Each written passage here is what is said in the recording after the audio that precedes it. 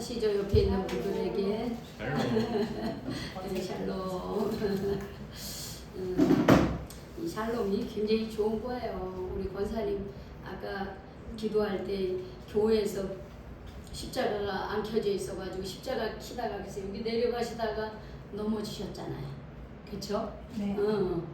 우리가 작은 것에도 이 샬롬이 깨질 수가 있어요. 네. 그렇죠? 어떤 그 사고나 사건을 통해서 집에서도 교회에서도 아니 예배 드리러 왔는데 하나님 지켜주시지 왜 그렇게 했대요. 이렇게 할 수 있겠지만 어쨌든 우리가 또 부주의했잖아요. 그렇죠? 그러나 또 하나님께서 그런 가운데서도 다시 우리에게 평화를 주셨잖아요. 평화. 그러니까 이 샬롬은 우리가 육체적인 평화이기도 하지만 영적인 평화, 우리 모든 삶의 모든 전반에 평화가 있기를 소망하는 거예요. 그런 샬롬의 은혜가 우리 교회 안에 또 우리 한 사람 한 사람에게 그런 하나님의 평화가 늘 함께 하시기를 다시 한번 축복합니다. 아멘. 우리가 지금 요한계시록을 우리가 필사하고 우리가 같이 또 묵상을 하고 있습니다. 그런데 이 요한계시록을 우리가 묵상을 하면서 제가 오늘 이 말씀을 우리 같이 좀 나누기를 원하는 마음이 있어가지고 오늘 이 본문을 선택했어요. 이 요한계시록은 우리가 알다시피 사도 요한이 반모섬에 있을 때 하나님께서 그를 불러서 앞으로 일어날 일들에 대해서 보여주시고 보여준 것을 기록하고 기록한 것을 또 7교회에 보내게 하신 말씀입니다. 그 중에 오늘 우리는 사대교회에 보내주신 우리 예수님의 말씀을 우리가 함께 나누고자 합니다. 오늘 사대교회에 보내는 말씀에 보면 예수님의 칭찬과 책망이 들어있습니다. 자, 우리는 칭찬받고 싶습니까? 책망받고 싶습니까? 칭찬받고. 그쵸? 누구든지 다 칭찬받고 싶어요. 그런데 우리가 살다 보면 칭찬받을 일만 할 수 있을까요? 아니요. 그러면 얼마나 좋겠어요. 칭찬받을 때도 있지만 책망받을 일을 더 많이 할 때가 있어요. 그런데 사실은 칭찬도 사랑이고 책망도 뭡니까? 사랑이라고 하는 거예요. 칭찬이나 책망도 여전히 사랑의 방법이라고 하는 거예요. 오늘 사대교회에 우리 예수님이 칭찬하신 모습과 책망하신 모습을 보면서 여전히 우리 주님은 교회를 사랑하신다고 하는 것을 우리는 깨달을 수 있습니다. 그래서 오늘 예수님께서 사도교회에 주신 말씀은 사대교회만 주신 게 아니라 오늘 이 시대를 살아가고 있는 우리 교회와 우리 공동체에게 주신 귀한 말씀입니다. 그래서 이 말씀을 통해서 우리 주님은 무엇을 우리에게 말씀하고 싶은지를 깨닫는 귀한 시간이 되시기를 다시 한번 축복합니다. 아멘. 자, 먼저 사대교회는 어떤 교회였냐라고 하는 거예요. 자, 이 사대교회는 지금의 현재 터키입니다. 터키. 터키 루디아의 수도가 바로 이 사대입니다. 근데 당시 요한이 이 계시록을 기록할 당시 이 도시는 아주 상업적으로 번창한 도시였습니다. 이 사대는 높은 이렇게 산 위에다가 도시를 지었어요. 높은 산에다가 도시를 짓고 그 주변에 성을 다 쌓았습니다. 그리고 어떻게 해요? 거기에 이렇게 절벽이 있는 데를 중심으로 해서 성을 쌓았어요. 그래서 이 사대라고 하는 곳은 굉장히 이렇게 아주 튼튼한 감히 어느 나라도 감히 이렇게 쳐들어올 수 없는 난공불락의 요새였습니다. 그런데 이 사대는 아주 부유했어요. 그 도시 아래로 흐르는 강에서 뭘 차지했냐면 사금을 채취했습니다. 그래서 당시 세계 최초로 금화가 만들어진 곳이 바로 사대라고 하는 곳이에요. 특히 이곳은 염직공업, 그러니까 옷감을 만드는 그런 양털 염색 이런 것들이 발달하고 이 사금을 채취해서 금을 만들고 이러다 보니까는 이 사대라고 하는 지역은 아주 지역적으로도 튼튼하기도 하지만 이렇게 경제가 굉장히 활성화됐어요. 그 당시에 무역의 중심지가 됐습니다. 종교적으로 사대는 시벤리라고 하는 여신을 섬겼고 또 나아가 로마 황제 숭배가 아주 극심한 곳이었습니다.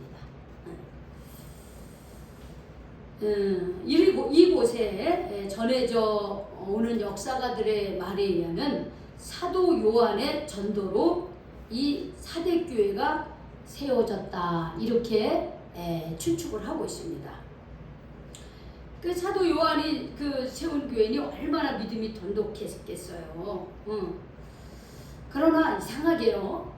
이게 사람이 좀 가난하고 어려움이 있고 빈곤함이 있고 뭔가 부족함이 있으면 그거로 인해서 하나님 앞에 나오기가 쉬워요. 그런데 내가 넉넉하고 일이 잘 되고 잘 나가고 그러면요. 예수 잘 믿던 사람들도 그냥 세상에다 빠져요. 이상하게. 지금도 우리가 이렇게 좀 선진국들에게 전도하기가 참 어렵습니다. 그런데 이렇게 뭐 동남아시아라든지 뭐 저기 아프리카라든지 이런 데 가서 전도를 하면 막 그냥 구름대처럼 어린이들이 몰려와요. 우리나라가 그 대표적인 거잖아요. 우리나라가 선교 초기에는 그냥 먹을 것도 없고 경제가 얼마나 어려워요. 그러니까 교회에서 구호품을 나눠주고 그러면 교회들 몰려오죠. 물론 그 사람들이 다 예수 믿는 건 아닙니다. 그들이 필요한 것을 얻기 위해서 온 거지. 그러나 그것을 통해서 어떻게 해요? 복음의 소식을 듣고 주님을 믿고 그 결핍으로 인하여 주님 앞에 나오고 믿음 생활을 했다라고 하는 거예요. 근데 지금은 어때요? 우리가 뭔 선물을 준다 해도 다 있대요. 참 어려워요. 전도하기가 어려운 시기입니다. 우리나라도 지금요.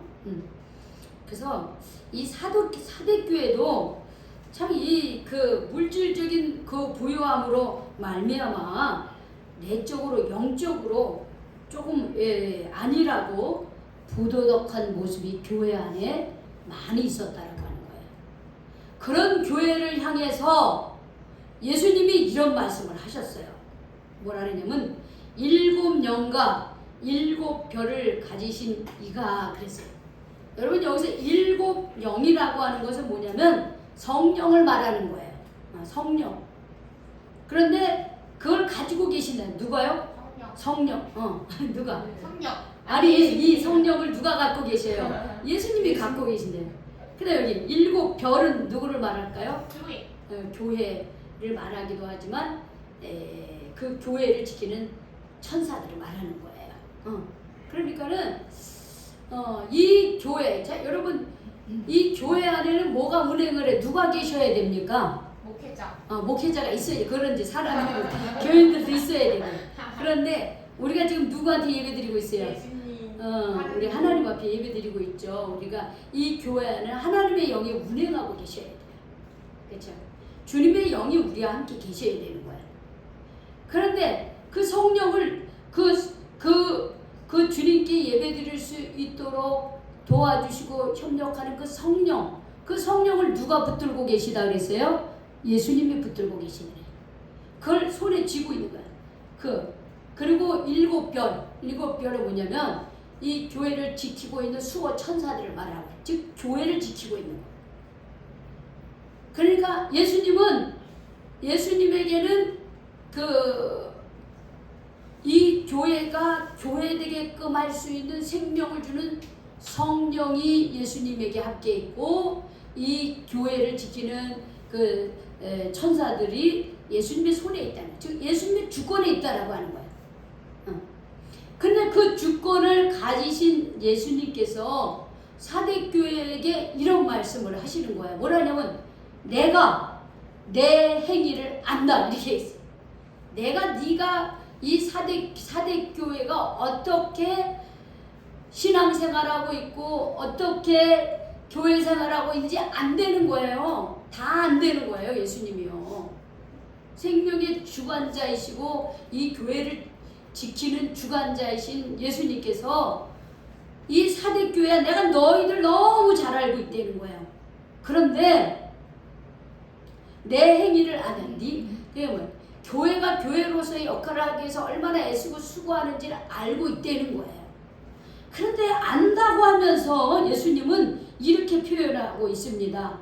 내가 살았다는 이름은 가졌으나 어떤 자로다 그래요? 죽은 자라고 그러는 거예요. 아니 내가 내 행위를 너무나 잘 알고 있어. 그래서 주님이 칭찬하실래나? 이렇게 기대를 할 수도 있겠는데 칭찬하는 게 아니야. 너는 네가 살아있다고 하지만 사실은 너는 죽었다 이렇게 표현하는 거야. 그런데 당시 사대교회는요 이렇게 부유한 사람이 많았어요. 왜냐면 여기 자체가 무역이 활발하고 금이 채취되고 금화를 만들고 그냥 이렇게 옷감을 만들고 막 그런 데니까 얼마나 활성화됐겠어요. 응? 일자리도 많고 그러니까 또 돈도 많이 벌고 그러니 교회도 어떻게 해요? 신앙생활하는 사람이 교회도 어떻게 해요? 헌금도 잘하고 신앙생활도 열심히 하고 그러니까 교회도 부유하고 개인적으로도 부유하단 말이에요. 그러니까 교회에서 여러 가지 활동도 많이 할 수 있죠.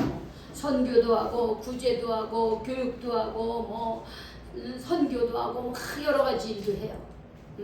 이것저것 행사도 하고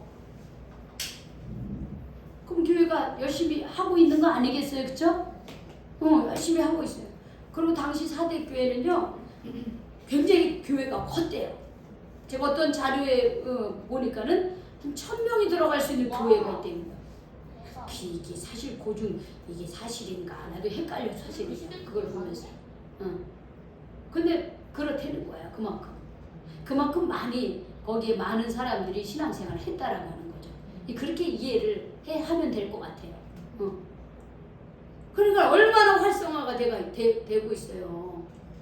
우리도 이제 큰 교회들 보면 여러 가지 많이 하잖아요. 그렇죠? 여러 가지 많이 해요. 아마 오늘 3시부터 제가 알기로는 무슨 찬양 마포나루 찬양 축제가 있는 거라고 알아요. 응? 저 봤어요. 그렇죠. 네. 그래서 이제 마포구 교회 협의해서 이제 몇몇 교회와 중창단 해가지고 그거를 한다 그러더라고요. 근데 어제 동현이가 전화가 왔어요. 목사님, 저희 목사님도 거기 가시나요? 그러는 거예요. 아니 가지 않는다. 우리 오후 예배 드리고 거기를 언제 가겠냐? 물론 우리도 참여할 수 있는. 그 물어보더라고요. 그래서 그래요? 내일 예배 드리러 갈게요. 그러고 안 왔어. 아마 거기 가고 싶은 거야. 제가 볼 때는 우리 교회가 간다 그러면 같이 열심히나 갈 텐데 국민의힘 당원으로서 열심히 당원 활동을 해야 되니까 아마 거기 갔겠지. 제 추측이에요 이거는. 열심히 이렇게 큰 교회들이 모여가지고 마포나루 축제를 하고 얼마나 잘해요. 그쵸? 그러면 아이고 잘한다 수고한다 이럴 줄 알았어. 그런데 예수님이 뭐라 하냐면 너는 그렇게 열심히 한다고 살아있는 교회라고 그렇게 말을 하는데 내가 보니까 넌 죽었다 이렇게 얘기해. 죽은 자로다 이렇게. 사대교회한테 그렇게 해. 너 그렇게 돈이 많아가지고 열심히 교회가 이거 일도 하고 저일도 해서 야 우리는 살아있는 교회야 이렇게 생각하고 있는데 주님은 뭐라냐면 근데 너 죽었어. 그러면 너 죽은 자로다 이렇게 얘기하는 거야. 왜 그럴까요? 열심히 신앙생활하고 그러는데 왜 사대교회를 향해서 넌 죽었다 왜 그럴까요? 왜 그렇게 말씀하셨을까요?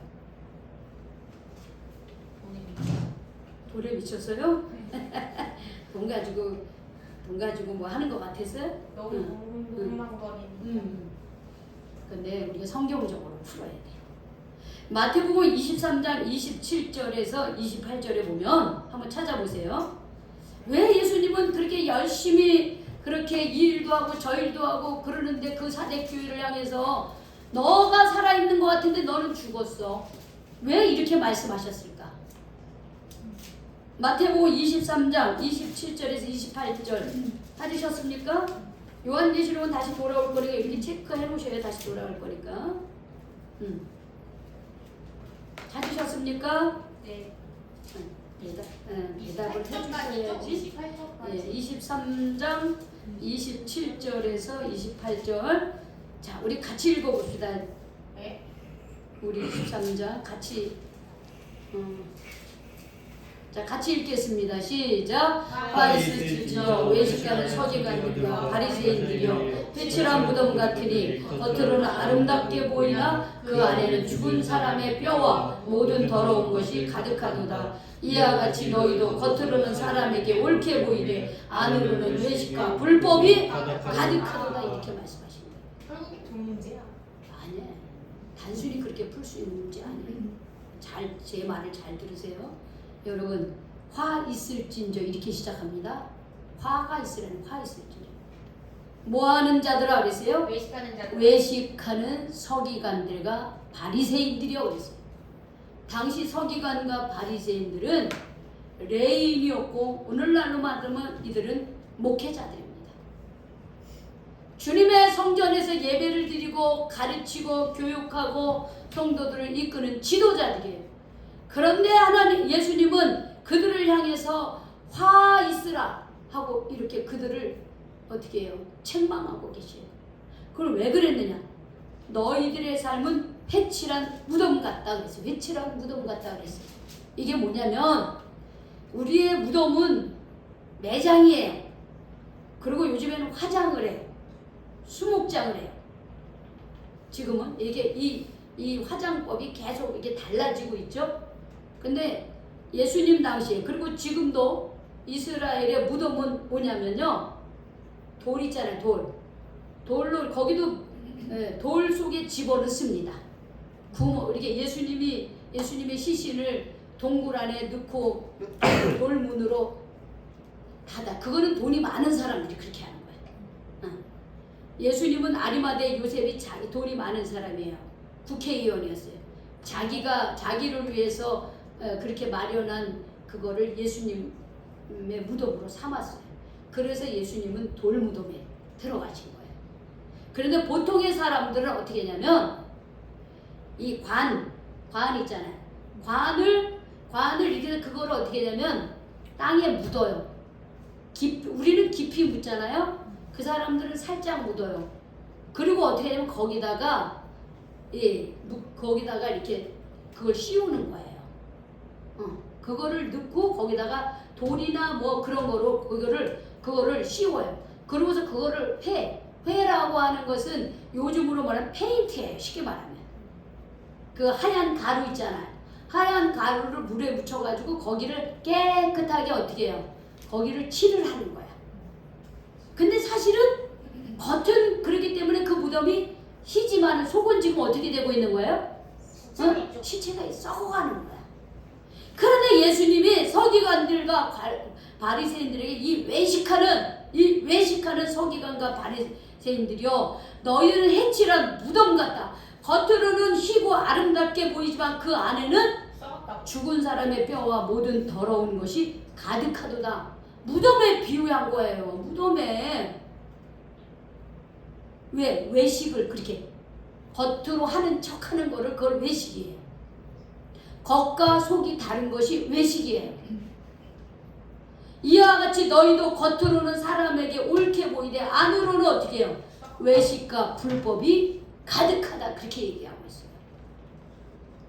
그래서 예수님은 그들이 겉으로는 그냥 교회 생활을 열심히 열심히 하고 사대교회 막 헌금도 많이 하고 뭐 선교도 하고 찬양 축제도 하고 뭐도 하고 이것도 하는데 주님이 보실 때 그들은 그런 행사는 열심히 하지만 그들의 삶은 전혀 예수님의 말씀과 다른 삶을 똑같이 교회 안에서 그런 행사를 하는데 밖으로 나가서는 똑같이 예수 믿지 않는 사람들과 똑같이 생활한다 이 말이에요.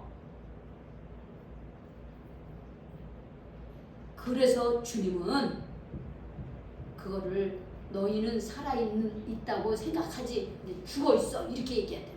죽어있다라고 하는 외식. 그러면 왜 외식을 왜 형식만 있을까요? 왜 형식만 남을 수밖에 없을까? 우리가 예배를 드리면서 우리가 주님 앞에 물질도 드리고 행사도 하는데 왜 우리는 형식만 남아 있을까요? 왜 그럴까요?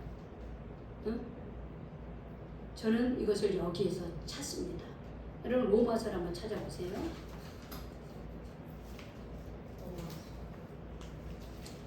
로마서 몇 장이요? 8장. 로마서 8장 12절에서 13절입니다. 13절 14절 로마서 8장 로마서 8장 찾으셨죠? 네. 12절부터 14절까지 우리 같이 읽겠습니다. 시작. 그러므로 형제들아 우리가 빚진 자로 돼 육신에게 져서 육신대로 살 것이 아니니라. 너희가 육신대로 살면 반드시 죽을 것이로되 영으로서 몸의 행실을 죽이면 살리니 무릇 하나님의 영으로 인도함을 받는 사람은 곧 하나님의 아들이라고 했어요.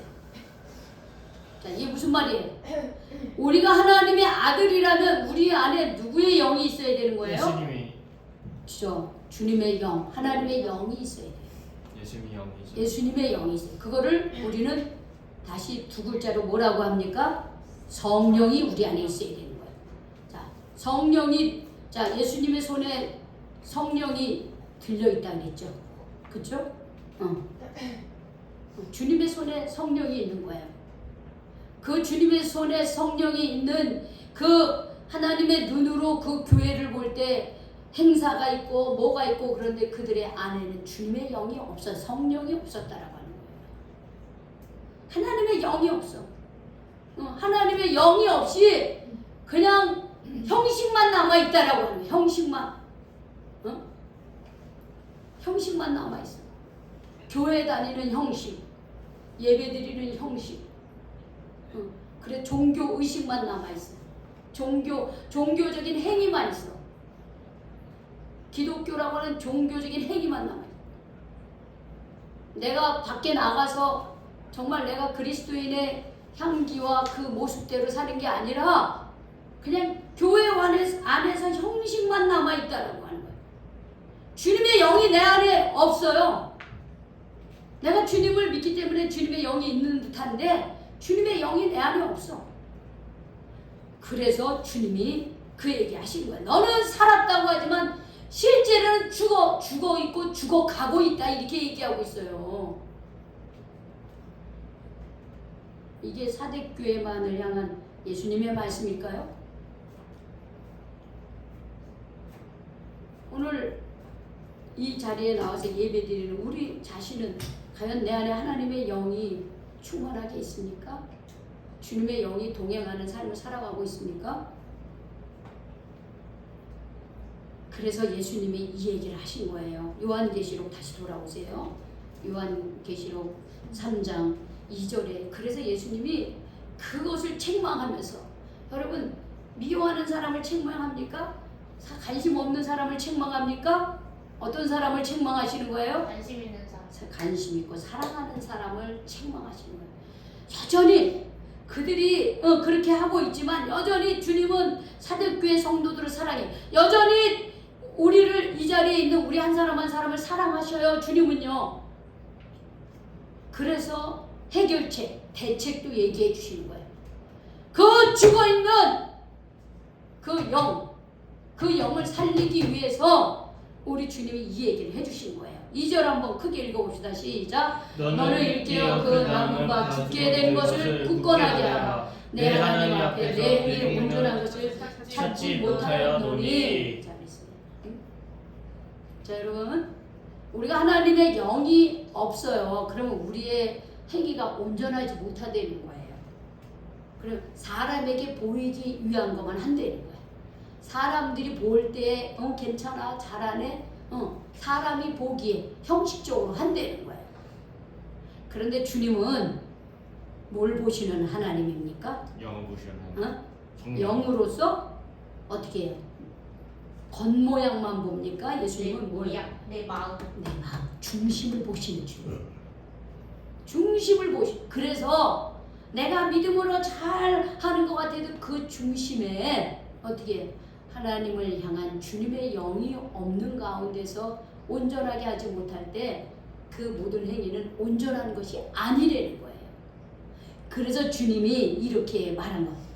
일깨어, 깨어나라 이거예요. 웨이크업이에요. 일어나라는 거예요.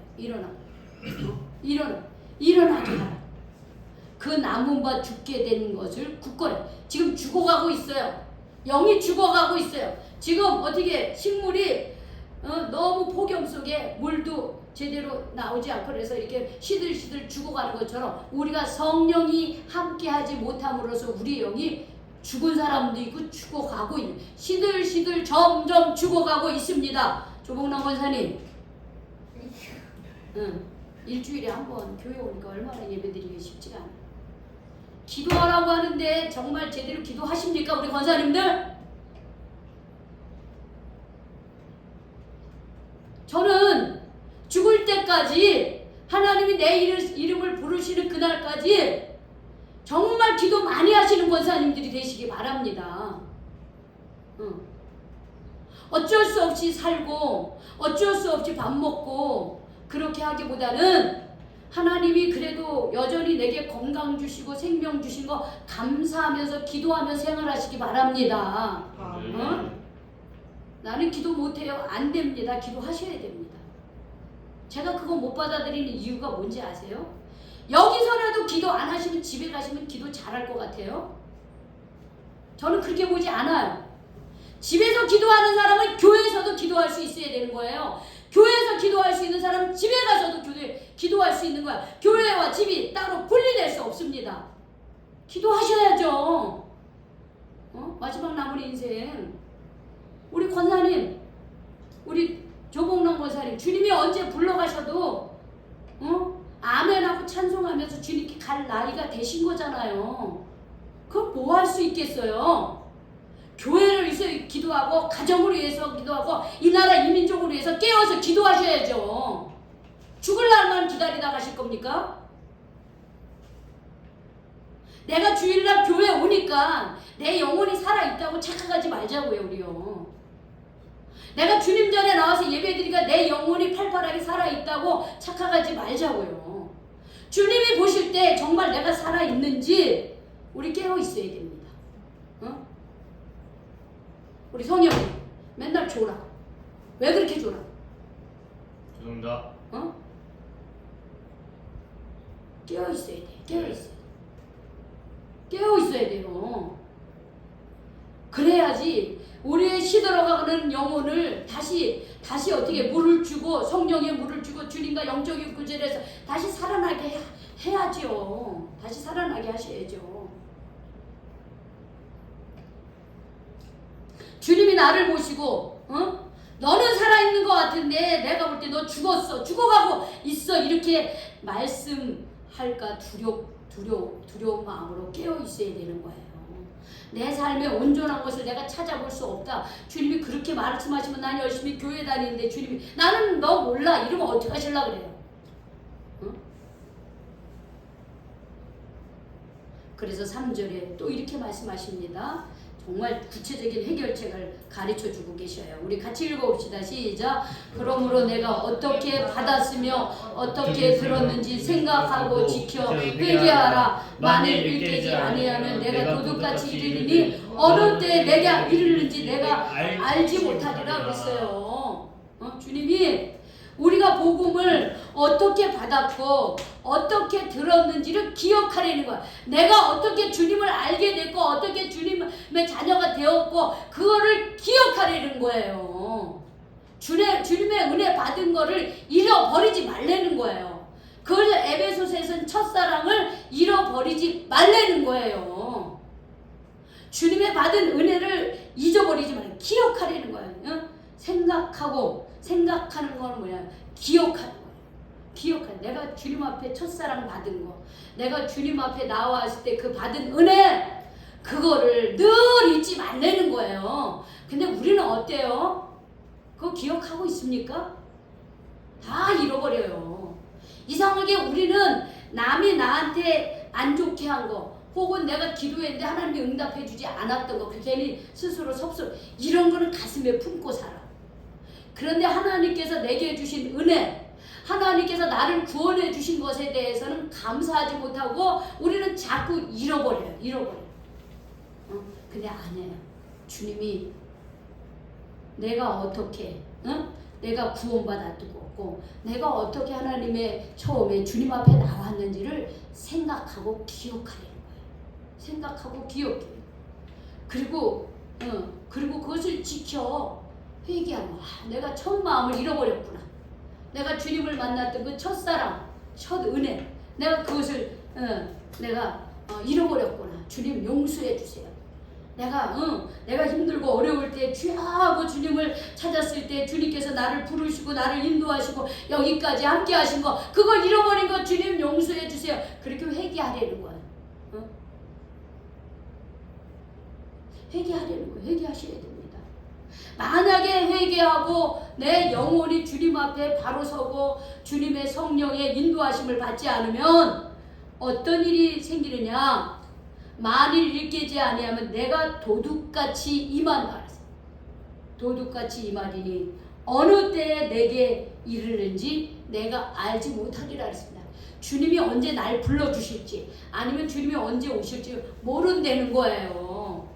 우리는 언제 주님이 오실지 모르지만 우리가 해야 되는 건 뭐냐면, 주님 언제 오실지 모르지만 우리가 늘 깨어서 주님과 동행하고 주님이 주시는 그 은혜 가운데 살도록 해야 된다라고 하는 거예요.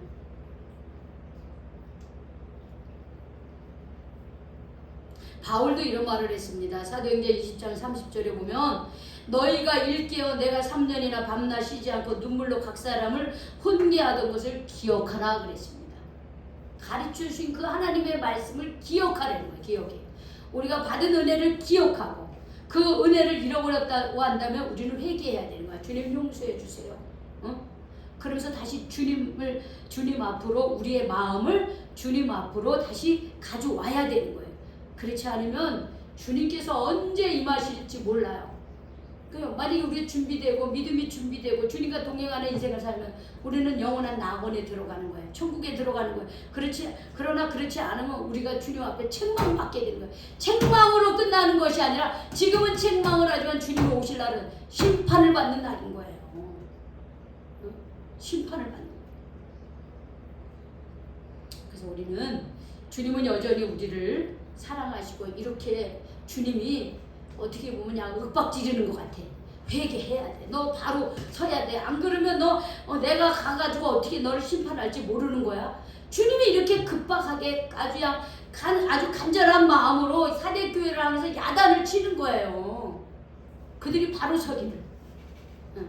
물질의 풍요에 넉넉해서 우리는 이제 주님이 주신 축복 속에서 이렇게 잘 먹고 자서 감사합니다. 그러면서 교회 와서는 감사하고 세상에 나가서는 세상 사람들하고 똑같이 살아.